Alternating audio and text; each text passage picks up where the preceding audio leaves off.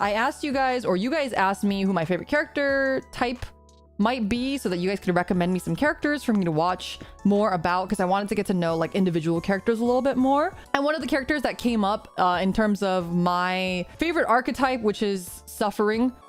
I like characters that have a really that are what is it, lawful good, and they try to like do everything in their own sense of justice, and they fail miserably. And we're gonna watch this 40k Legends Who is Gregor EISENHORN by Luetin09. The video is 51 minutes, so I think we'll have time, but it'll depend on how much information. We'll see how much information is being presented. So oh yeah, and if you are painting along while you're watching, is please post in the hashtag #XXLiminaXX tag on Twitter. I would love to see what you guys are working on. Feels kind of loud. We return to continue on with my series looking at specific individuals of note in the galaxy of the 41st millennium. Doubtless this series needs to pick up some pace, but you know how it is. Today we will investigate a legendary figure within the Imperium who is also marked to soon spark a whole new wave of recruitment for 40k in Games Workshop's upcoming TV series. When was this? So for 6 years those ago. of you who are new to 40k, I'll just note also that when it comes to specific aspects of the lore, there is almost no limit to how much detail you can drill down on, especially when it comes to tangents or associated information related to... Wait, did you guys say that Warhammer is European? Is that right? Is Games Workshop European? I only ask because sometimes I'll like look through these videos and there's quite a lot of British content creators. It's British. Oh, okay, that makes a lot of sense. That makes a lot of sense. Made by the Brits. Gotcha. Okay, also Luetin is like, he has like an excellent voice, but it's like that sort of voice of, oh, I'm gonna watch this while I fall asleep, so I'm gonna do my best not to fall asleep. I'm like conditioned myself because I listen to videos before I go to bed to help me fall asleep, because I have some bouts of insomnia sometimes, and it works really well for me. But sometimes I do think that it's conditioned my brain into listening to certain videos. I start getting sleepy, which is not good. So I'm gonna do my best to pause and like, you know, take a lot of breaks so I don't fall asleep. Specific figures of factions, and as interesting and entertaining as this is, it's not always helpful for staying, say, on topic. So bearing this in mind now and forever, if a detail or piece of subsidiary information is not included in any video, this is usually by choice, not by absence of memory. Also, today for this video, I decided to have Siege Studios, my channel's sponsor, paint up for me Gregor EISENHORN, as you can see right here. For one, it seemed fitting to showcase, but also it's a really good opportunity to see the work that Siege produces. If you're interested in getting a quote from Siege or want to learn more about painting from their Patreon, check out the links down below this video. Wait, it's a company that paints for you? Is that what their services are? And I'll note as well that this was not a freebie. I paid up for it myself because EISENHORN will be becoming an ever more important figure this year, and I wanted to add him to my collection. We'll take it. Some people do commissions. Oh, interesting. I mean, it makes a lot of sense. Commission painters are huge. Really?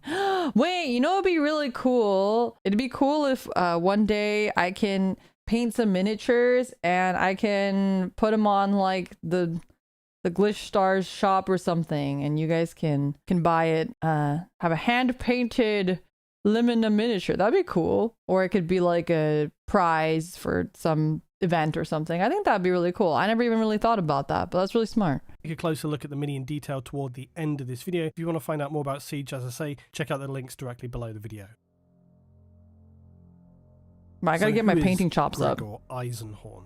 He is a human and a member of the Imperium, mankind's galaxy-spanning empire of over 1 million worlds, which constitutes the bulk of humanity in the current period. He is a member of what is known as the Inquisition, an intelligence-gathering and policing authority who are granted broad discretion in their judgments, often operating alone but usually in command of an investigative or purging force. Inquisitors If you guys have suggestions, by the way, because I know ODS, you just posted a suggestion, please post it in my Discord. I have ADHD and I also have a really bad memory and I have early onset dementia, basically, so I will not remember. And more just saying that because I don't want to forget.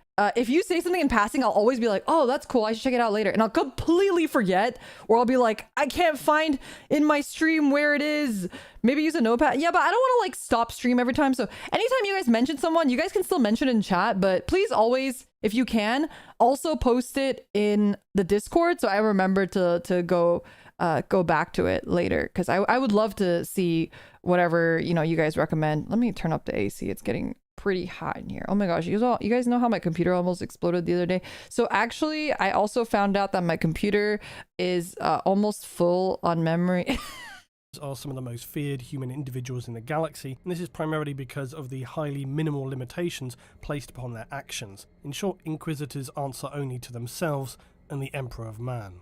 We should briefly explore what an Inquisitor is. They are far from being seen as the saviors of the Imperium, as opposed to most other forces within the Imperium. Many worlds will actively do, in fact, all they can to avoid the attention of an Inquisitor. This often means doing so by any means necessary. Those desperate reasonings of planetary leaderships in an effort to avoid the eyes of an Inquisition is not unreasonable either. Because should you find an Inquisitor has taken a suspicious interest to your world, then it's anyone's guess as to what this might mean for your planet. But it's certainly at least uncommon that the attention of an Inquisitor would pass without any consequences. But on the lighter end of the scale, an Inquisitor might call for interrogations and access to projects or details surrounding a planet's activities. They might carry out, say, individual executions by their own hand upon anyone from a lowly slave worker to the highest members of a planet's nobility. But on the more extreme end of the scale, if a situation were deemed severe enough, they might even sign off on the destruction of an entire world via the planet-raising process of exterminatus. So I'm pretty sure this is correct, but just to reorganize everything, is it like these planets don't really want the Inquisitors to notice them because, like he said, it's typically bad news bears if they show up, but the reason why they have to let them in is because otherwise they can just blow up the planet? Are there any planets that are immune to Inquisitor exterminatus, or like are all planets potentially blow upable? Terra and Mars are about it. So every other planet that anyone lives on, even if they have nothing to do with the Emperor, is at risk of just being exploded. Like, so for example, if I'm like the king of a planet, I'm king of Clippy Planet, right? An Inquisitor is like knocking on my door like, hey, I want to investigate your planet. I'm just wondering what's stopping me from just being like, no, fuck you. Oh, I see. Inquisitors have total power, but a space marine is a space marine, and Inquisitors are just humans. Okay. I'm just wondering, like, you know, especially because they're under the Emperor, and, like, basically everybody except for the humans are, like, heretical. Like, what's just stopping them from just going to all the different planets and being like, hey, let me kill all the heretics on your planet or I'm gonna blow it up. You know what I mean? To enact any of this and more, all that is required will be their word, as no one with any sense would or should dare to question their authority. Even Imperial Astartes theoretically sit below an Inquisitor's authority, as their glorious father, the Emperor, sits rotting, a carrion king, upon a golden throne, and he is in no practical position to remonstrate with those who might egregiously disagree with the Inquisition. I say in theory because of course some Astartes could choose to evade the entanglements of an Inquisitor, but others might readily aid them and seek their insight. It's certainly been the case that on occasion Inquisitors have, say, detained Astartes who, as loyal servants of the Emperor, must bow to their will. Many forget that Space Marines are not the rulers of humanity, but they are its protectors, and although they wield power beyond estimation, they serve ordinary human citizens. Of course, this has been somewhat twisted over time as a result of the ecclesiarchy and the Astartes now being viewed as the godlike progeny of the Holy Emperor. But all of these developments have at least to some degree muddied the water in terms of who serves and obeys who. Powerful as they are though, Inquisitors are far from being the singular deciding force of power in the Imperium, even though they do have a presence of that being the case. In fact, its vast bureaucracy from the Lord Commander of the Imperium himself all the way down to anonymous scribes who might accidentally destroy a world by mislabeling a trade requisition, Inquisitors do represent some of the most concentrated individual power in the bleak empire of humanity. They seek out would-be heretics, the corrupted and the corrupting, they hunt Xenos, mutant abominations, and will without hesitation or mercy purge those who might seek to sow the seeds of disruption and chaos throughout the worlds of mankind. Except that not all Inquisitors are tasked primarily with equal value or level of assignments. As is often the case now, some 10,000 years ago the Emperor last dictated his will. Many institutions of mankind are then now subdivided into ideological orders who bicker and dispute among themselves the correct interpretation of the Emperor's will, and right, because he's like a vegetable right now. how this should best be carried out. Again, much to the irony of it, humanity has slipped back into the grinding attrition of opinions, much like the religions of old Earth. And this was something the Emperor was always desperate to avoid, but now has spectacularly failed to rein in. So this is why many Inquisitors will shift ideologies and attachment to specific orders throughout their lifetimes. In fact, such is the fractured and often clouded nature of reality in the 41st millennium, and doubtless somewhat as a result of the hastily implemented founding of the Inquisition itself in the final days of the heresy, its arguably insufficient direction at its inception has consequently led to a slow fracture occurring over many millennia, now resulting in polarizing ideological inconsistencies. And these views are championed by different factions of the Inquisition who have slowly drifted into different ways of interpreting their overall mission. I see, this is what you guys are talking about. Philosophical definitions of humanity and the Imperium itself. This fragmentation over a scale you might judge as being objective and logical and loyal on the one hand to full-blown conspiratorial extremism on the other means that the different orders of the Inquisition may find themselves waging small-scale civil wars. Thankfully, this is not something that is especially common, nor is it desired by anyone. Despite their spitting hatred for those who they perceive to be actively working against them, there is the awareness by all concerned that although, as we noted before, technically yes, they do carry high authority, it's unlikely that Space Marine chapters and other Imperial forces would tolerate another civil war dragging the Imperium down, no matter who is creating it. This seems to be generally... Ooh, this, I don't know which guy this is, but I like his armor. He looks very Zaku-y. understood, and so any engagements between inquisitorial orders are more likely to be skirmishes than anything else, with senior figures wielding at least plausible deniability at any required further investigations. It was a Vox Communications error, sir. We had no choice but to open fire on them, and so on. The Inquisition itself, though, is primarily split into three orders. The Ordo Xenos are the alien hunters, the Ordo Heretics deliver brutal punishment upon the heretics, and the Inquisitors of the Ordo Malleus are some of the few mortal humans who are... Oh, I'm sorry, I forgot. So the Emperor just hates all aliens? Is he just racist? Or like, is it like only aliens that are heretics? I don't remember. What is technically heretical again? Like, how do they define something as being heretical besides AI, or is it just AI? I need to do with chaos. Oh, the chaos. Right. The chaos. Right. Are able to stand against the nightmarish demons of the parallel void space known as the warp, where only chaos exists and all of humanity's worst traits are physically poured into it, saturating it across what is anyway our perception of time. GREGOR EISENHORN belonged to that first order of the Ordo Xenos. To some, the Ordo Xenos is debatably the order carrying the least gravitas. They are important to be sure, in the same way that weeding your path and tending your lawn is important, lest they become overgrown, but trimming encroaching weeds offers little in the way of mystique. The Ordo Xenos are primarily focused upon one core objective, the extermination of that which is not of mankind. And when we say exterminate, we mean total obliteration. They serve to seek out and destroy the alien with extreme prejudice, to brutally hack them to pieces, beat and grind them into the dirt, purge their foul ugliness back from whence it came, and most importantly, never allow them to contaminate or constrain the grandeur, progress and purity of humanity. For it is only humanity who are destined to be the rightful rulers of the galaxy, and in the eyes of the Ordo Xenos, all others deserve nothing more than total annihilation. Now, before I go on, I will also just mention something that confuses many in relation to the Ordos and also in relation to GREGOR EISENHORN. So just because an Inquisitor is aligned or attached to a specific ordo like the Xenos or Malleus, this does not mean that they are restricted singularly to that path of investigation and this path only. For example, an ordo heretic could begin an investigation about reports of a heretical cult, only to discover it has Xenos-related origins. Now, at that point, they could continue on and deal with it entirely themselves, or maybe if they felt necessary,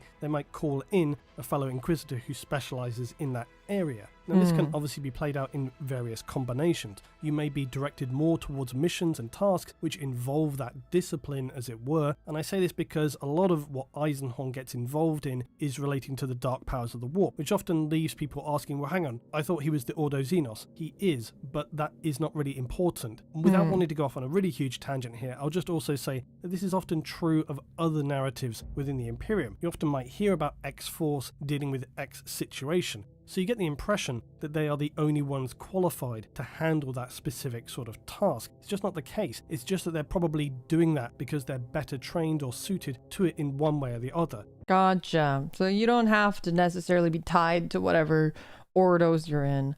So Gregor EISENHORN initially aligned himself with what are referred to as Puritan Inquisitors. They believe in and enforce so-called traditional states of the Inquisition. This essentially means that they follow the letter of the imperial law, yet they are still very hardline, uncompromising and merciless. Their polar opposites within the Order of the Inquisition are what are known as radical inquisitors. Puritans view this kind of thinking as heretical, because radicals generally operate under an ends justifying the means perspective, even if that means acquiring and using forbidden technology or Xenos technology or dark powers. The rationale for the radicals here is usually along the lines of the end being far more important than any contamination which happens along the way. And when it comes to technology, the idea being this stuff already exists, so why not just use it if it enables us to reach our goals more rapidly? This thinking is highly questionable for many in the Imperium already, but it is entirely abhorrent and appalling to Puritan Inquisitors. From the very beginning, Gregor EISENHORN was, like many individuals in the Imperium, thrown into a dark reality that cares not for you or anyone you care about. Does EISENHORN have a beauty mark? Does he have a mole? Is his mole Moe, chat? Is EISENHORN's mole Moe? I need to know. Do you think that it's Moe? As an emergent psyker, he was taken from his homeworld by the greatly feared black ships of the Telepathica, but would survive the ordeal and rise to become an acolyte and then qualified member of the Inquisition by the astonishingly young age of just 24 years old. EISENHORN was, of course, capable of psychic abilities, and once he'd been trained properly to control his skills, he could use these abilities of telepathy and persuasion to compel others to follow his commands. These are not the heretics you're looking for. His powers in this regard were formidable. He was able to focus this mind control upon individuals or even whole crowds, and as you can— He's Lelouch? He has a geas? That's crazy! You could imagine this in many ways could be a far more powerful weapon than even those who use psychic powers for offensive action. Wait, so not every psyker can control people? It's just EISENHORN particularly? Compared to others, he's weak? He's not strong? I feel like controlling people seems like a really OP power to have, no? No? Different psykers have different abilities, gotcha. Now, some 18 years later and aged 40, Gregor was on course with a career that had already been progressing well. But it was around this time in the year of 240 M41 that things would become more complicated, when he would encounter a servant of chaos named Murdin Iclone in the Helican subsector, an old and important area of the Scarus sector, a cultural centre within Segmentum Obscurus, and this is the area in Galactic North. Iclone was a particularly unpleasant individual, a follower of chaos and a psyker who would also use his powers to mind control others and even mind wipe them. EISENHORN— Oh my god, this guy's like this guy's Men in Black. He got the Men in Black pen. So this guy is EISENHORN but better.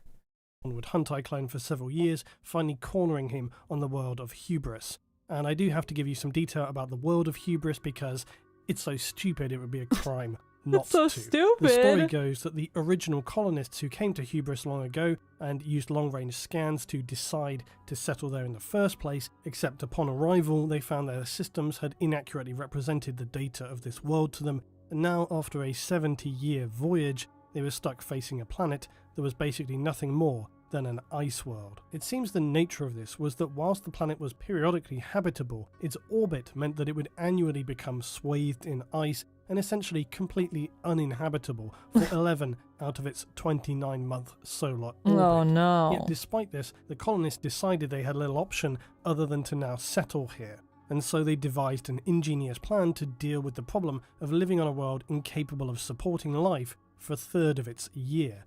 They would use their cryogenics from the ship's long voyage to essentially hibernate during this 11-month freeze, leaving behind a designated skeleton crew of 1% to maintain the facilities. And this 1% lived in what was known as the Sun Dome to shield them and allow them to live somewhat normally during this period. And it was on this world that EISENHORN finally encountered iClone after years in pursuit. iClone had wanted to murder the entire hibernating population of the world so as to empower a figure known as Pontius Glor. For now, just know that Glor was a bad guy, and as a result of EISENHORN's arrival, the scheme would be abandoned, although over 12,000 would still be murdered, and iClone was subsequently killed. In terms of that act itself, it's important to remember that when you're trying to empower, or if you're a worshipper of chaos, it's not enough to just kill a few individuals, because in the scope and the scale of what chaos is, a few individuals means absolutely nothing. If you want to get the attention and the power and the blessings of chaos, you need to be killing on a massive level. And these events would also bring into EISENHORN's retinue Godwin Fischig, a member of the Adeptus Arbites, a highly capable individual both in combat and investigation, and also Elizabeth Beck. What is this? What are these screenshots from? Is this from a game? Looks like a game, like an older game.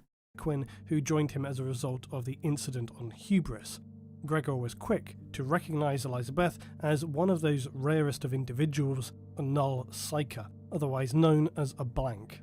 And you'll remember A what? A what?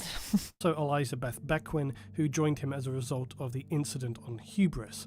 Gregor was quick to recognize Elizabeth as one of those rarest of individuals, a null psyker, otherwise known as a blank. And you'll Oh, a blank. Oh no, that was so American. I did not understand what he said at all. my American ass brain did not register a blank. Oh, I'm sorry. I'm too stupid. remember that null psychers are some of those who make up the dangerous individuals known as the Sisters of Silence, and also the individuals who power the devastating Psi Titans. Despite the obvious The Psi Titans? Is this the same as the royal whatever they were with the elite people, the Avatar Last Airbender people in the cockpit, or is this a different one? I don't know if have we learned about Psi Titans? Oh, they are the Imperial Knights. They're just like a big Imperial Knight. obvious problems this might create, not least of all the repulsion EISENHORN felt from her very presence. He recognised the high value she would bring to him, and so she was drafted into his retinue. Similarly to Fischig, she proved herself adept at undercover and investigative operations. All of this, though, would lead them into what is referred to as the Necrotuk affair. After the incident on Hubris, their investigations led them to become curious about this individual of Pontius Glor, who had been executed by another Inquisitor some centuries previous. So the blanks don't have souls? They're just born without souls? Is that how that works? They're born without souls, and because of that, they're like immune to certain things? Is that why he's like, oh yeah, she's a blank? That's super useful. Does she realize that she's a blank? Do you know that you don't have a soul? Or is it like only EISENHORN can have the nose that sniffs out blanks? They decided investigating the House of Glor, who had attempted to distance themselves from Pontius, seemed a reasonable course of action, and they would discover something known as the Pontius. This was a dark crystal containing the spiritual essence of Pontius Glor. Wait, would you guys say that I'm a blank? Would you guys say that I'm a blink because I have aphantasia? So it's technically like if you had mind control powers and you looked into my brain, you would see nothing and you would hear nothing. And I drive you guys crazy because you guys will say something and you'd be like, imagine this. And I'll be like, I can't imagine it. I can't imagine it because of my aphantasia. Do you think that people who have aphantasia are blinks? Imagine a hamburger. Shut up. I'm gonna imagine it up your butthole. It became apparent that far from distancing themselves, the House of Glor were neck deep in heretical activity, and a cabal within their house had arranged to trade artifacts of a minor Xenos race known as the Saruthi in exchange for the Necrotuk, which they had by chance discovered a millennia previous. But what was this Necrotuk? Well, what's a Necrotuk? But a book of... Can someone spell Necrotuk for me? I'm too American. I'm sorry. I don't know if I'm thinking about it right in my brain. Oh, it's like a necrotouche, like a douche, but it's a necrotuk. Okay, gotcha. Thank you. Of profane arcane power that the cabal of House Glor believed would empower them enough to be able to resist the Inquisition itself and fulfilling their promise to resurrect Pontius Glor. Wait, what was the promise? Wait, why did they curious about this individual of Pontius Glor, who had been executed by another Inquisitor some centuries previous. They decided investigating the House of Glor, who had attempted to distance themselves from Pontius, seemed a reasonable course of action, and they would discover something known as the Pontius. This was a dark crystal containing the spiritual essence of Pontius Glor. It became apparent I'll take a shot every time he says Pontius Glor. that far from distancing themselves, the House of Glor were neck deep in heretical activity, and a cabal within their house had arranged to trade artifacts of a minor Xenos race known as the Saruthi in exchange for the Necrotuk, which they had by chance. Wait, okay, sorry. What is the Necrotuk? The Necrotuk is like... Is that the necromancy book that they're going to use to resurrect Pontius Glor? I get that it's a book, but what? It's basically the Necronomicon. Oh, so it is like a evil devil spell book, and you're trying to use that to resurrect Pontius Claw. Chance okay, gotcha. A millennia previous. But what was this Necrotuk? Well, it was a book. But a book of profane arcane power that the cabal of House Glor believed would empower them enough to be able to resist the Inquisition itself and fulfilling their promise to resurrect Pontius Glor. Oh, I see. Okay, so he just said it. So they want the book because the book will make them really strong, and if they're really strong, the Inquisition can't stop them from resurrecting Pontius Glor. Is that like how I was talking about in the very beginning about like, why can't you just say no? This is like giving them the ability to tell them, no, fuck you, is my assumption.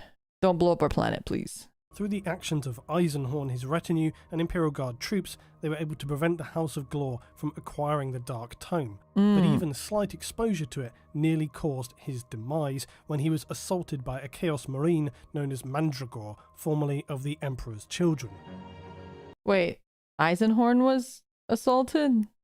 And he was assaulted by one of the Emperor's children or one of the guys under the Emperor? Like, is he actually being assaulted by an Emperor's children guy, or is it like a follower of the Emperor's children guy? Oh, it's the name of a Chaos Legion. Oh, the Primarchs. Yes, thank you. Sorry, I'm getting all the terminology confused. I'm remembering the lore, but I'm still like not able to put a face to a name yet. So it's gonna take me some time. So I apologize for asking.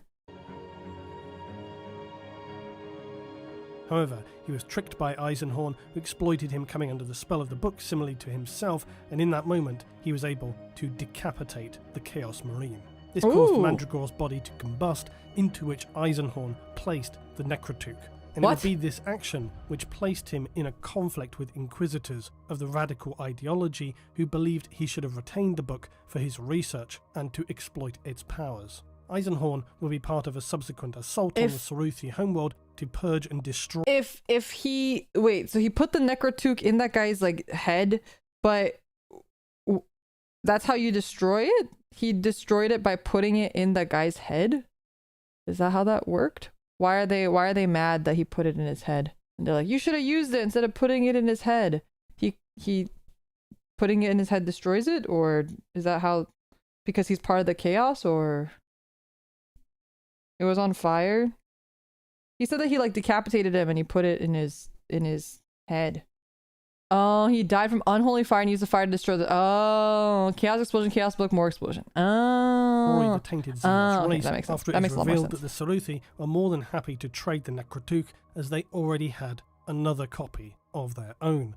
And this incident would lead to a critically important event where EISENHORN would first encounter the demon host known as Cherubel. Cherubel!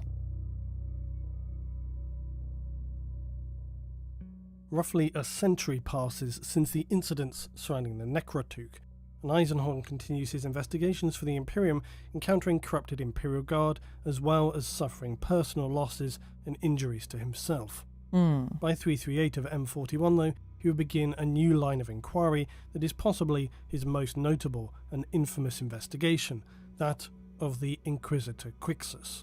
On the Hive Lord of Thracian Primaris, a great parade known as the Triumph was taking place to celebrate the victory over a civil war taking place in the Hilican sector. The parade was set to reach as far as 20 miles, containing several Astartes chapters, as well as anything like 500,000 guardsmen. It also would include 300 members of the Inquisition, including Gregor EISENHORN and another Gideon Ravenor. The parade, though, was assaulted by chaos. Wait, so Gregor EISENHORN was gonna be in the parade, or was he... What did he say? Far as 20 miles, containing several Astartes chapters, as well as anything like 500,000 guards. It also would include 300 members of the Inquisition, including Gregor EISENHORN and another Gideon Ravenor. Okay, he was in the parade. The parade, though, was assaulted by Chaos aircraft, and many thousands were killed. This sparked a brief period on the planet of unrest and rioting. It led to the escape also of rogue psychers from Imperial holding. Like, I feel like nothing ever good comes from putting 500,000 people in a parade. Have you ever heard of a parade that had a bajillion people in it that didn't have something go wrong? I'm just saying, whoever planned the parade, you know, I'm just saying. And this was believed to be the goal of the assault that took place at a time when the Imperials would be preoccupied with their self-indulgent displays of success and power. More troubling, though, was that the escaped psychers were classed as Alpha Plus. These designations are the rarest class of positive psionic level psychers, and Alpha Plus are basically beyond the scale of measured psychic power. Wait, so there were prisoner psychers that escaped? Let me go watch it again. Unrest and rioting. It led to the escape also of rogue psychers from Imperial holding, and this was believed to be the goal of the assault that took place at a time when the Imperials would be preoccupied with their self-indulgent displays of success and power. More troubling, though, was that the escaped psychers were classed as Alpha Plus. These designations are the rarest class of positive psionic level psychers, and Alpha Plus are basically beyond the scale of measured psychic power. Their powers are far beyond the hope of the individual being able to control them, and the Imperium consider them to be extremely dangerous individuals and an immediate threat to the Imperium itself. To put into perspective how dangerous an Alpha Plus psychic could be, if they were able to control and channel their power, they could, for example, snap a titan in half like a dry branch, or indeed summon entire legions of greater demons of chaos, whereas ordinary psychers and cultists will have an extremely difficult time even summoning one. Alpha Plus psychers are like white-hot nodes of warp power in the real space. Thankfully, they are very rare, but they are just off the scale in the danger that they present to the Imperium, and one might reasonably question the logic of holding all these individuals in one place. But regardless, EISENHORN began investigations immediately, and they soon discovered that it was apparent that the escape of the psychers had been assisted by fellow Inquisitors, a extremely disturbing discovery. And this is when EISENHORN found an Inquisitor Lyco in the company of Cherubel, and the unexpected reappearance of this demon host was very troubling for EISENHORN to say the least. EISENHORN would then decide to focus his further investigations on this reappearance and the significance of Cherubel, which would bring him to Cadia. His arrival and investigation here on Cadia would lead Eisenhorn and his retinue to encounter Isn't that planet another gone? powerful demon host, known as Profanity, but not spelt how you imagine. It was only thanks to the Null Bequen that they were able to survive this encounter at all. But the demon was still powerful enough to physically melt Eisenhorn's power sword.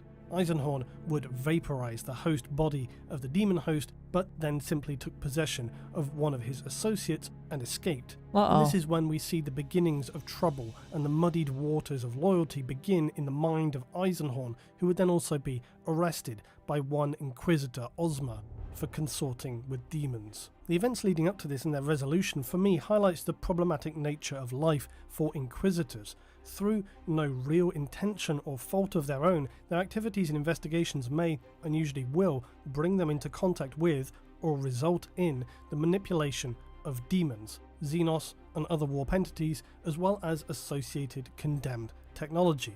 And I think it's all too often assumed and presented very simplistically that Inquisitors are just hunters of the catch-all enemies of mankind, as well as the insinuation that they get off on the power trip of condemning any and all to death on the slightest whim. This caricature, this meme of the Inquisitor, is commonly how they're very lazily represented: a condemned to death first, ask questions later kind of role, power tripping mad, a position that represents little more than the ultimate power trip. Except more often it appears in reality this is a very misleading representation, and that even the opposite is true. Yes, they do have far-reaching and undeniable power, yet their existence is far from comfortable or all about just carrying out death sentences as and when for any minor infraction. They are far more occupied with investigation that are wrought with difficulty in terms of navigating the very fine line between just what is and isn't acceptable in the eyes of specific elements of the Imperium and fellow Inquisitors. The subtlety of what Inquisitors do within the Imperium is far more than just casual executions because they feel like it. And this is why, if you're not familiar already with the Eisenhorn trilogy of Xenos, Malleus and Heretics, these are essential reading, and you should read them as soon as possible. As soon as possible. But returning now to Eisenhorn and Inquisitor Ozma, who charges him with heresy and consorting with the demon. They also later accuse him of being involved with the Thracian Primaris incident and the escape of the Alpha Plus Psychers. After 3 months of Eisenhorn being interrogated by Ozma's staff, Lord Inquisitor Rorken had apparently persuaded Grand Master Orsini to have Eisenhorn extradited to Thracian Primaris, where he would stand trial before a magistrate tribunal of the Ordo Malleus and the Officio of Internal Prosecution. But before the black ships arrived to transport Eisenhorn, his retinue would break him out, and they fled aboard a rogue trader, Maxilla's ship. At this point, they ran away. They literally, they prison broke. That's crazy. Eisenhorn is now declared an outcast by the Inquisition and an enemy of the Imperium. Traitor, right? Eisenhorn himself was obviously now all too well aware that clearing his name was absolutely paramount, and so he needed to now refocus on both locating Crixus, and this brought him to engage and discuss with the spirit of Pontius Glor. And finally, when he would locate Inquisitor Crixus, he would also encounter the demon hosts of Profanity and Cherubel once again. With the heretical tome of Crixus, Eisenhorn was able to banish the demons back into the warp. Yet as he conversed with Cherubel, the twisted plans of the demon become all too clear. As Cherubel said itself, "When the warp is in you as it is in me, you see time from all angles.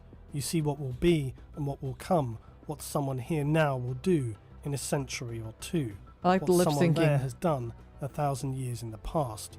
You see the possibilities." It's small fragments like these as well which go into the puzzle piece of how time is perceived in the warp. I know that many of you want me to get toward that discussion of time in the warp again, but you see it's small fragments like this that enable us to see that demons and other entities in the warp are really able to see a broad picture of time and the events that occur in real space in a much more kind of fluid and disorganized fashion, seeing everything all together. But it was only after Eisenhorn had banished the demon host did he come to contemplate how he had been manipulated, musing to himself, "I saw the years of enslavement it had endured at Crixus' hands, the torments of its binding, the great forbidden text of the Malus Codicium, whose arcane knowledge Crixus had used to create his demon hosts, and I realized that I had given Cherubel exactly what it wanted after all, freedom. Eisenhorn would then finally encounter Crixus, and it became apparent that as a radical inquisitor, Crixus believed that he would be able to recreate one of the pylons of Cadia powered by the Alpha Plus Psykers so as to collapse the Eye of Terror itself. This had been his grand radical scheme. Eisenhorn would kill Crixus in combat and his plans dismantled. The Psykers recovered in... What's the Eye of Terror? Is that something important? Why would another Inquisitor want to destroy that? Is that like that other Inquisitor was actually a traitor, or it's the galaxy's asshole? Thank you. Oh, Terror, not Terra. Jesus Christ. I'm sorry. I'm too American. Oh, I thought he said Eye of Terra, and I was like, that sounds important. Why would you want to kill the Eye of Terra? Gotcha. Okay, that makes a lot more. I was like, why does the Inquisitor want to destroy something called the Eye of Terra? That sounds like a good thing. I don't understand. Imprisoned on black ships, most too dangerous to be held permanently, and were executed. After this great achievement, in revealing the whole torrid affair and defeating the demon hosts and Crixus, not to mention recovering the Psykers in great quantities of documents and materials, the accusations of Inquisitor Ozma could no longer stand, and Eisenhorn's period as an outcast and renegade was obviously rescinded. Okay, wait, what did he do? Text of the Malus Codicium, whose arcane knowledge Crixus Isn't he wanted to destroy the Eye of Terror, so isn't that good? Given Cherubal exactly what it wanted after all, powered by the Alpha Plus Psykers so as to collapse the Eye of Terror itself. This had been his grand radical scheme. Eisenhorn would kill Crixus in combat and his plans dismantled. I see. So he wanted to use those Alpha Psykers to destroy the Eye of Terror, but because... Well, so I thought initially when they were talking about the radicals, right? So like the radicals are bad because they use demons and like heretical stuff that you're not supposed to use or you're supposed to be against, but they're using it for good because they're like any means to justify an ends justify the means or whatever. But they're like, I thought it was explained as in like there's just different factions. So there's like radicals and purists, and they kind of equally have power.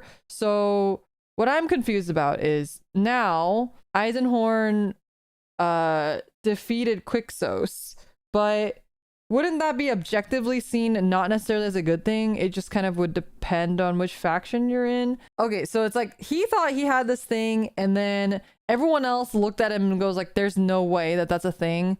It's gonna be bad. And then Eisenhorn like killed him, so everyone's like, oh, thank God, everyone wanted to stop that guy, but you finally did it. Am I understanding the situation correctly? Is that how that went down? I'm just wondering because it doesn't seem like there's necessarily like an objective, this is good and this is bad. Like it's generally split anyway, so I'm just wondering, trying to just understand why Eisenhorn would have been reinstated after this, if what Quixos was doing was not necessarily a bad thing. He was doing a lot of messed up things that was not good. It was probably a chaos trap, perhaps. I see. So it's like, but everyone else realized it except for Quixos because Quixos had been mind controlled or something. I see. More like Eisenhorn killed him and got to go, see, this guy had the demons you were blaming me for. Oh, that makes a lot more sense. I'm just trying to like get the facts right, you know? The Psykers recovered and imprisoned on black ships, most too dangerous to be held permanently, and were executed. After this great achievement, in revealing the whole torrid affair and defeating the demon hosts and Crixus, not to mention recovering the Psykers in great quantities of documents and materials, the accusations of Inquisitor Ozma could no longer stand, and Eisenhorn's period as an outcast and renegade was obviously rescinded. It turned out, though, that Eisenhorn had kept a dark tome of knowledge known as the Malus Codicium, used by Crixus for himself, and this would become an instrumental tool for the downward spiral that was the next chapter in his life. Eisenhorn greatly resented the way that Cherubal had manipulated him, and with the Codicium he would learn the dark skills needed in binding and creating demon hosts, just as Crixus himself had learned. Eisenhorn become Meguka!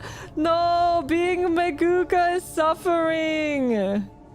Cherubel is an infamous demon because of its association with Eisenhorn, but also because it stands as a great example of just how demons are able to manipulate mortals in the dark future. Demons are able to see a far broader, non-linear perspective of time via the warp, and they're capable of planning vast schemes that are beyond the understanding and the comprehension of mortals who may not have the mind or the knowledge capable of realizing just how they are being used. This has happened on many occasions to Inquisitors, another example being Inquisitor Sabathiel. Cherubel was originally a demon prince of the feral world Clanar II. It held dominion over the local population, who without much effort came into worshipping the demon as a god. Inquisitor Crixus defeated him and then by use of the Malus Codicium enslaved it as a demon host.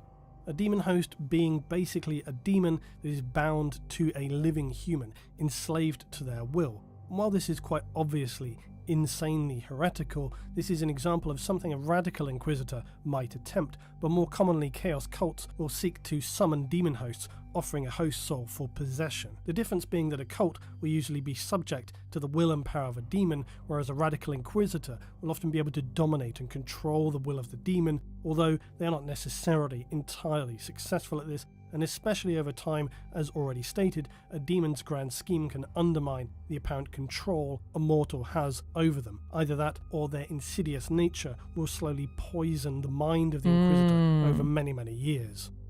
The following period quickly becomes dark, and by now an unstoppable descent into radicalism for Eisenhorn.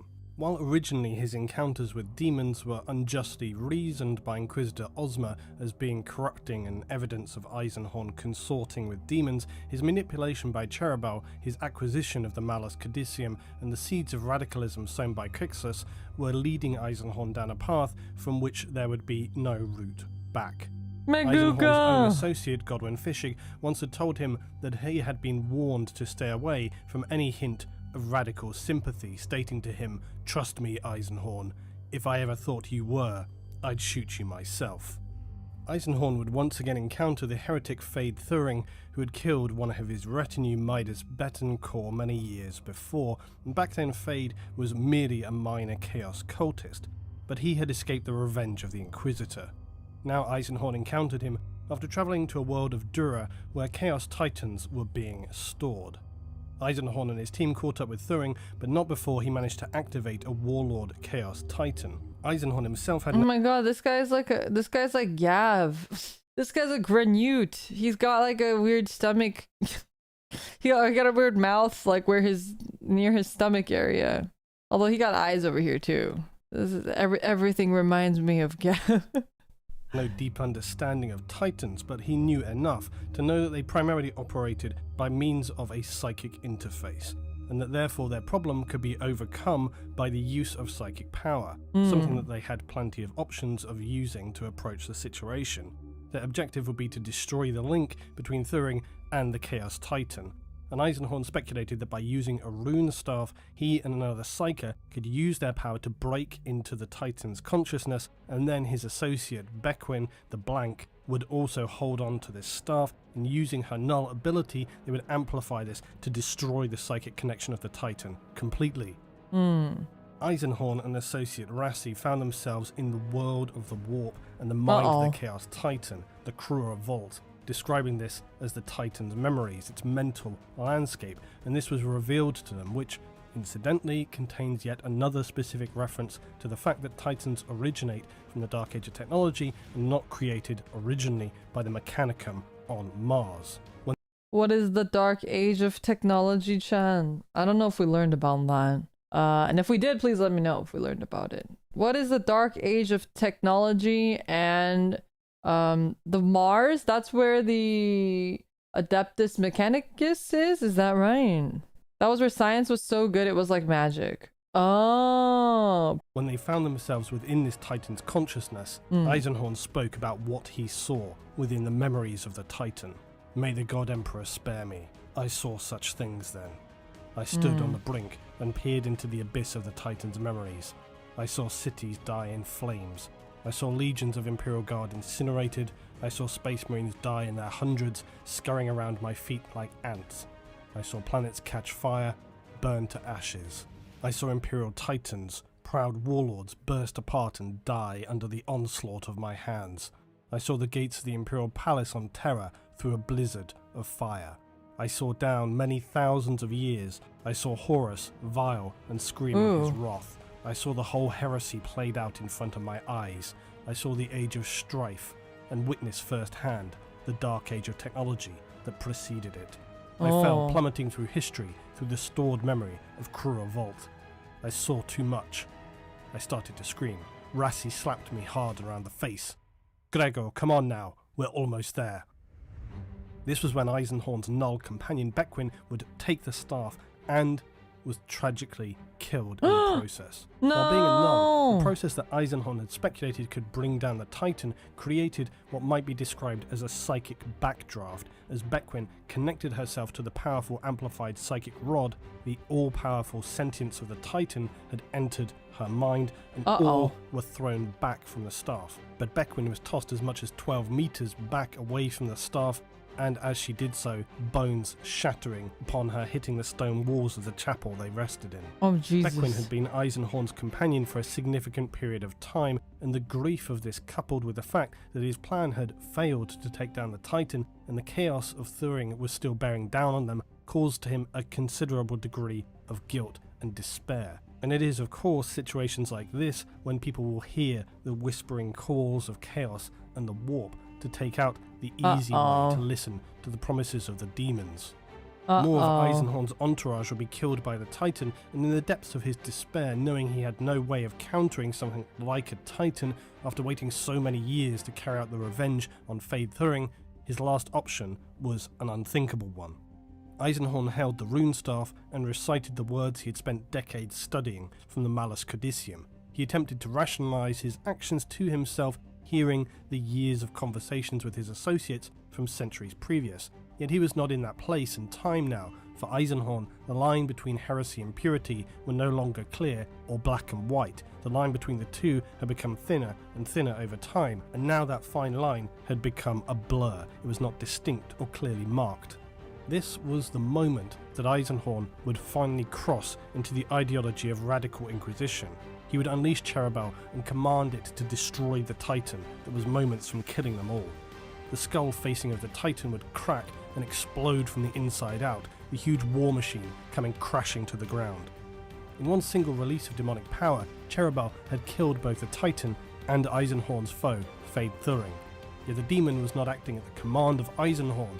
He had unleashed it into the Materium, and now it turned its attentions upon him. It was not bound to a demon host. He had no weapon to fight it, and Cherubel, of course, did not hesitate in tormenting Eisenhorn with his impending doom. Cherubel. I like we've kind of, up until now, we've only really had stories that are really, really overarching and big stories about like worlds and civilizations, which have you guys heard about that human thing where it's like if 100,000 people die, your brain can't process it, so it's much sadder when one or two people die. If you read a news article or something, your brain physically can't process it. If that many people die, you can't, it's so difficult for you to be actually sad about it compared to when it's just one or two people. I feel like that's me with story stuff too. When it's too big, it's cool and it's interesting, but I don't really feel a lot of connection towards it. I definitely feel a lot more connection towards individual character things or groups or arcs. So this is way more interesting to me.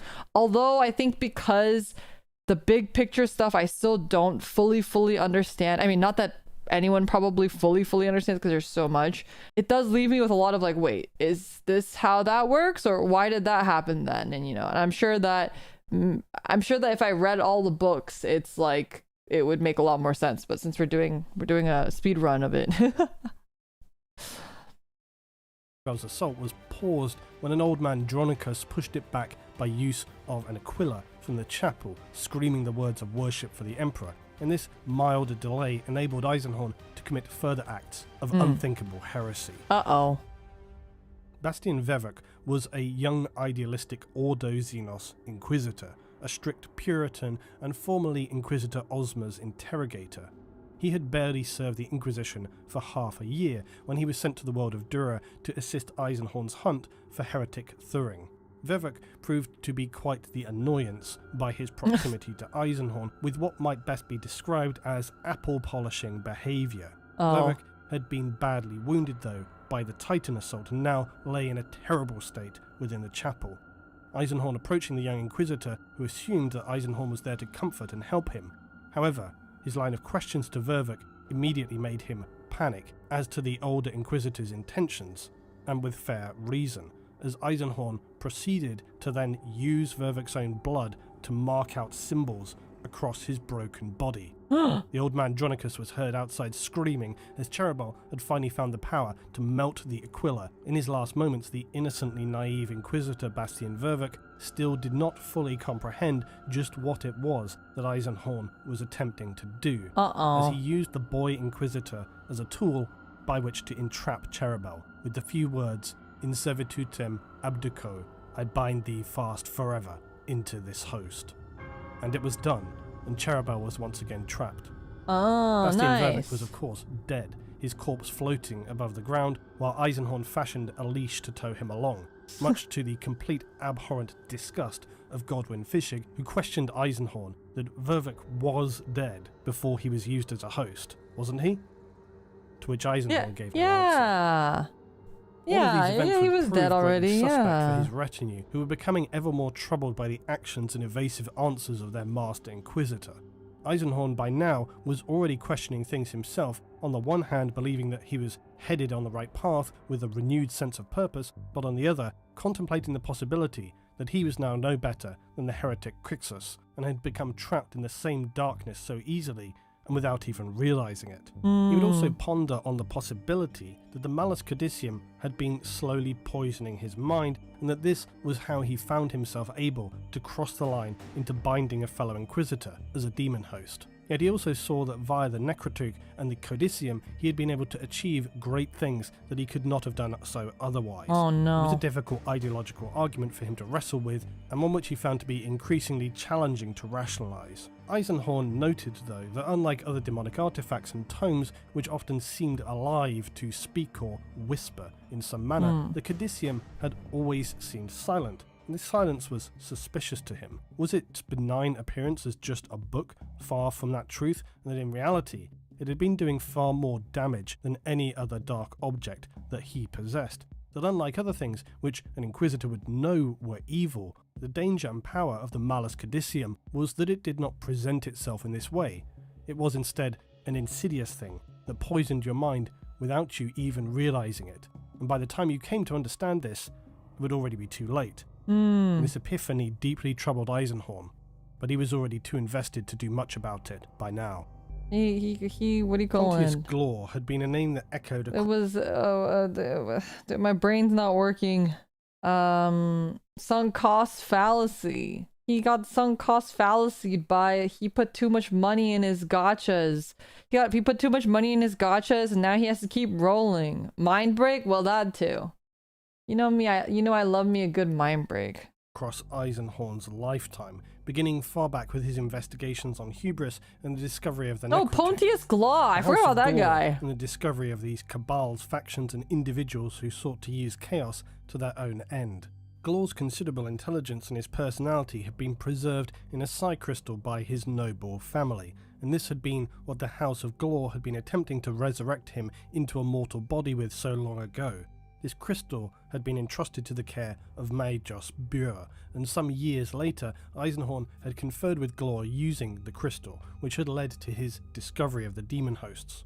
And this had then ultimately led to his execution of Crixus and his relationship with Cherubal. However, in order to get Glor to cooperate, Eisenhorn had promised that Majos Bure would fashion a body for Glor to inhabit, believing quite stupidly that even if this was fashioned, he would never be able to escape. But seemingly inevitably, escape Glor did. And now Eisenhorn and his entourage found themselves investigating events that had seemed to point toward them being at the direction of Pontius Glor. Many members and sites of Eisenhorn's operations had been coming under attack or even been destroyed and murdered, and after considerable cross-referencing, they came to the conclusion that Glor was the prime candidate for these crimes. Wait, at this point, is he still an Inquisitor? I don't think he got, because I remember when we read the wiki, it said that he got fired a second time. Has that second time already happened? I know he already got fired once, but he got reinstated and now he's still an Inquisitor right now? Or he's still an Inquisitor right now? Okay, got it. Yet EISENHORN also speculated that it may well be that Glor was not specifically seeking revenge against him and his followers, but that perhaps Glor was simply looking to eliminate any who held any knowledge of him, so that he might be able to then carry out future plans without the fear of somebody recognizing, speaking up about the threat that he posed to the Imperium. EISENHORN would reveal all of his actions so far to the Rogue. This guy has boobs on his head. This guy's the little Nikki alien guy, the hell demon guy. This guy has boobs on his head. Why does this guy have boobs on his head? He even got a proper broad and everything. Rogue trader Tobias Maxilla, who had originally helped him in pursuing iClone all those years ago. But after laying out all of his controversial actions, he felt sure that Maxilla would condemn them. But surprisingly to Gregor, he did not. In fact, on the contrary, Maxilla gave the analogy that all those who had died as a result of EISENHORN's missions, his associates who died because of demons and heretics, were still all doing the great work of the Emperor. But ultimately, all EISENHORN was guilty of was making difficult choices so as to best serve the Emperor. That where a general might command infantry on a battlefield, he uses people and elements of society to achieve his victories. While EISENHORN had likely suspected while contemplating the Codicium that he had by this stage lent in heavily toward the radical view, it was his conversation with Maxilla that cemented his realization that he was doing the Emperor's work, even though it meant bending the rules, as it were. But using a rogue trader like Maxilla, who by his own admission regularly broke the rules of the Imperium cleanly for nothing more than to just satisfy his own desires, was not perhaps the most objective point of reference to be gauging oneself by. But still, it helped calm the conscience of EISENHORN. This though would also lead EISENHORN to realise that he was absolutely isolated and could not call for help from the Inquisition. How would he be able to do such a thing, as he exclaimed, "What could I say? Pontius Glor is exterminating my forces? Where did he come from, my Lord Grand Master? Well, to be honest, I've known of his existence for centuries, but I kept him hidden from you, and he's only up and around now because I decided to give him a body?" And this was not to mention, of course, any omission related to things like the Codicium and Cherubel. This was only further confirmed as his longtime friend and associate Godwin Fishig abruptly left the retinue one evening. EISENHORN was able to track him down, but ultimately they would part ways, unable to reconcile their differences that were now laid bare with no way to reasonably resolve the situation. This unfortunately led not long after to Fishig believing it would be in the best interests of all to turn EISENHORN over to the Puritans to save him from himself and present his actions having any further consequence that might cause harm to the Imperium or those around him. Inquisitor Ozma, who had never apologised to EISENHORN for his previous attempts to sanction the Inquisitor, along with Inquisitor Haldane and a host of stormtroopers, took custody of EISENHORN, his retinue, and boarded the ship Essene. They didn't much approve of rogue trader Maxilla either, whose body had been significantly augmented over centuries. And after a brief interrogation, Cherubel would burst from one of the ship's astropods and a brutal fight broke out, with Inquisitor Haldane taking on the cheerful Cherubel, who was burning guardsmen, seemingly at will. Meanwhile, Ozma was fighting one-to-one with EISENHORN, and again EISENHORN struggling to hold his own, but Maxilla would deliver a fatal shot to Ozma, vaporizing his head clean from his shoulders, killing him in a single blast.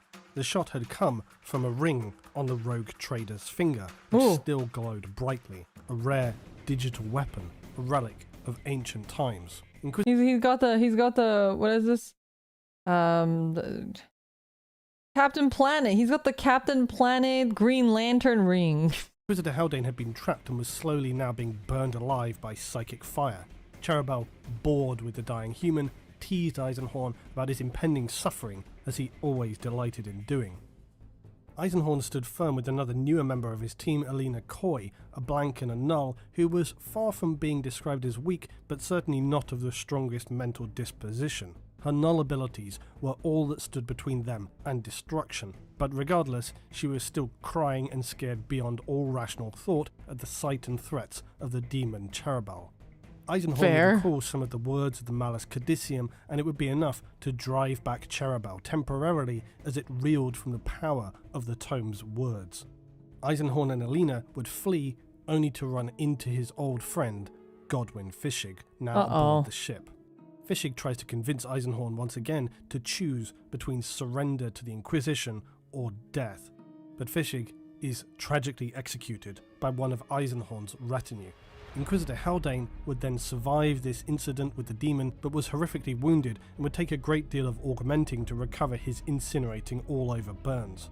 Strangely, he never revealed to the Inquisition the ultimate fate of Grandmaster Ozma, and the reasons for him doing this are unknown. Eisenhorn's team did succeed in binding Cherubal once again, but as was often the case, it ended up being a traumatic affair which resulted in the death of yet another of his associates. Cherubal, though, would become greatly necessary for what they would soon face, because shortly after their confrontation with the Inquisitors, Eisenhorn and his retinue finally came face to face with Pontius Glor. An inevitable showdown would ensue, Glor being considerably more powerful than Eisenhorn, and although he has Cherubal, Glor's own demon host was again far more powerful. But through some sly misdirection, Eisenhorn would use the promise of the Malus Codicium and all of its knowledge and information to focus the attention of Glor, who could scarcely believe that Eisenhorn would be stupid enough to have brought such an item with him that he himself coveted so greatly. Yet his wide-eyed desires quickly turned to despair as Eisenhorn tore the book apart and immolated it before his very eyes. Glor, panicking and distraught at the critical loss of dark knowledge turning to ash before him, was scrabbling around to collect what he could of the dark tome. But this wild distraction was exactly what Eisenhorn desired. He would tear into the host's cybernetic body constructed by the Mechanicus, slashing at its chest, driving it back with follow-up blows, and finally splitting Glor's head apart, sending metallic shards and glass shattering across the floor. I feel like it's so funny that he was like, hey, did you see this book? You like what you see? And Glor's like, yeah. He's like, yeah, there's no way you would bring that to a battlefield. Eisenhorn's like, oh yeah? Would I do this on the battlefield? And he like lights it on fire. And Glor's just like, wait! Wait! That's the real thing? And Eisenhorn's like, yep. It's just like funny, especially because Glor is like an ancient, powerful guy. So it's just like funny to see the guy like scrambling on the ground. It's pretty funny. Vanquishing his nemesis, completing his centuries-long saga, Eisenhorn would strangely disappear from sight. It's reasonable that the loss of so many of his associates had taken its toll, coupled with his own uncertainties about where he placed himself and his value within the scale of Inquisitional ideology. The deaths of nearly all of his closest companions, though, seemed to always weigh especially heavily upon him, not to mention his continual manipulation by so many other corrupting external forces. He did appear from time to time after these affairs, but his death was speculated upon but never confirmed. There are no further records of Inquisitor Eisenhorn listed within Imperial archives, and nor is there any mention of an entity known as Cherubal. But given the darkness the Imperial mankind currently faces, could it be that Eisenhorn has survived to this time and could even make a reappearance somewhere in the future?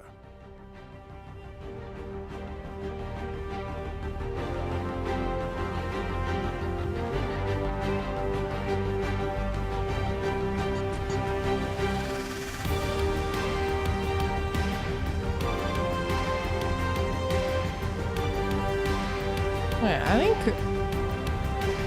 Oh, okay. There's a little bit more... I wasn't sure if this was the end. I'm gonna eat a granola bit.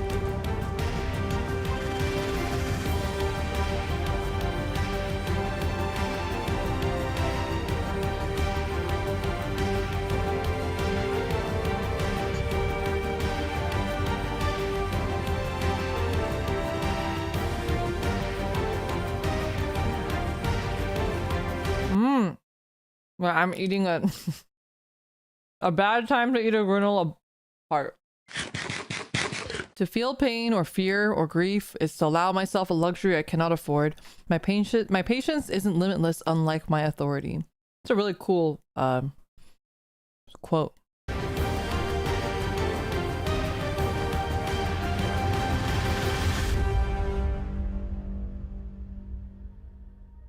Now we'll finish today by taking a look at the fantastic EISENHORN miniature that Siege Studios painted up for me. Now Siege specialise in painting characters and single models. They of course provide services for full army builds as well. And I know several people here who have already used their services and showcased these to me. Siege also offer both painting. Question, has anyone here paid someone to paint their models for them? I'm assuming it's like I would think it's a cool thing, like if it's a collector thing and you like really want a really cool model and you know that your skills aren't quite as good, it seems like a really cool option to be able to just like have someone paint it for you. I feel like I'd want someone to paint it for me. I mean, I think there's definitely fun in painting it too, but if you want something that looks really professional, right? Services and tuition, and I've been signed up to their Patreon for a while now.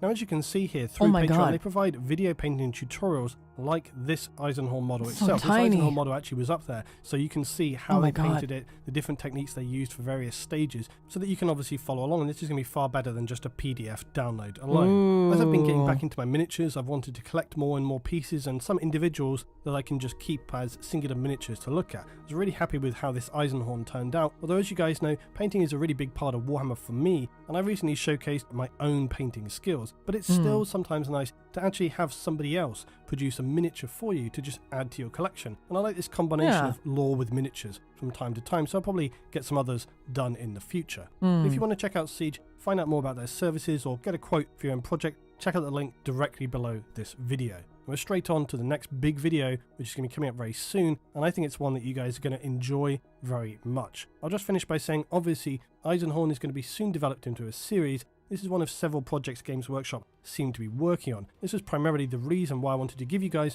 an overview of EISENHORN. So let me know your thoughts about how you would like to see that series styled down below. Thanks as always for your continued support, guys.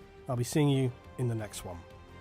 That was awesome. Thank you, Luetin, for the video. This was again 6 years ago, so it's been a while. How much is it typically to have someone paint a model for you? Like, is it a very expensive thing? Is it really like what's usually the price range for something like that? Just out of curiosity. I hadn't even really considered that to be an option, but that makes a lot of sense. I mean, there's like so many times where I'm like, I wish XYZ came pre-painted. Like, remember those anime models that you guys showed me? Those were awesome, and I would love to paint those. But I also would love to just buy someone else's painted one. Depends on the model and how detailed you want it. Oh, $40 to $50 to over $200. I see. It's expensive. But, alright, sorry, that's not expensive. I looked at $1,300 and I said that's expensive in my head.